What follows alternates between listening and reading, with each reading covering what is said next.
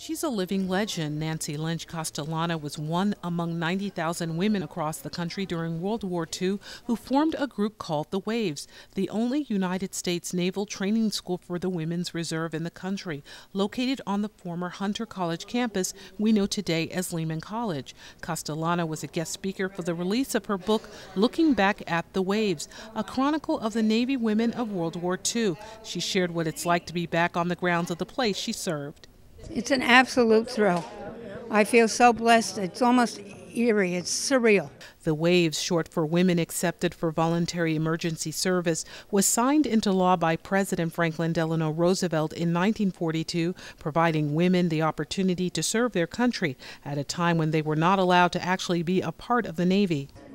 It was a wonderful thing that I think women did. It was wonderful for us, and it was wonderful as we really did help the country a lot by releasing the men for overseas duty. Barbara Thompson, who is coordinator of Veterans Military Affairs for Lehman College, says the campus has a rich past, a past that Castellano helped to shape. We thought, it would be important to have, to showcase the role the women have played.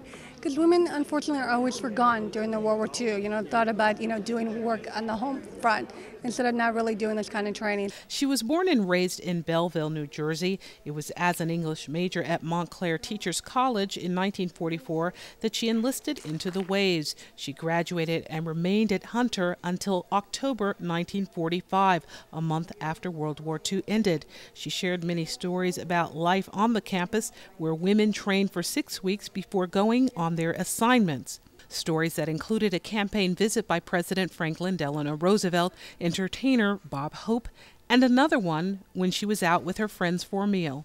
One of my favorites is the French restaurant story, where the people paid our bill whose only son had been killed in the Pacific. And when we went to leave the restaurant, this was just after the war, we found they had paid our whole bill, and we were 8 of us. Then there are other memories like the Kingsbridge neighborhood that embraced the women who traveled in from all around the country.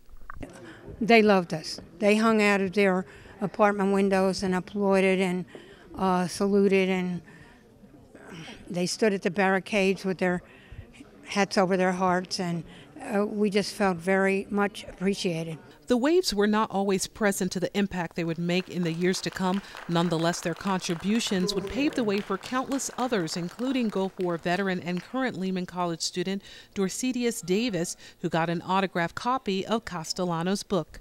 She opened the door, and it's just a continuation, and I'm sure that I speak for many women veterans that we're honored. Other veterans were also in the audience. The campus and the history behind it, it's amazing. All this is something Castellano appreciates being a part of. We really did help the country a lot by releasing the men for overseas duty. And I think it's just really coming around about now that we're truly appreciated. It was, as I said on one of my posters, the start of something big. While the Waves were never deployed overseas, many were sent to Washington to decode classified documents. That story and so much more are available in her book, Looking Back at the Waves. For Bronxnet, this is Arlene Pkgs.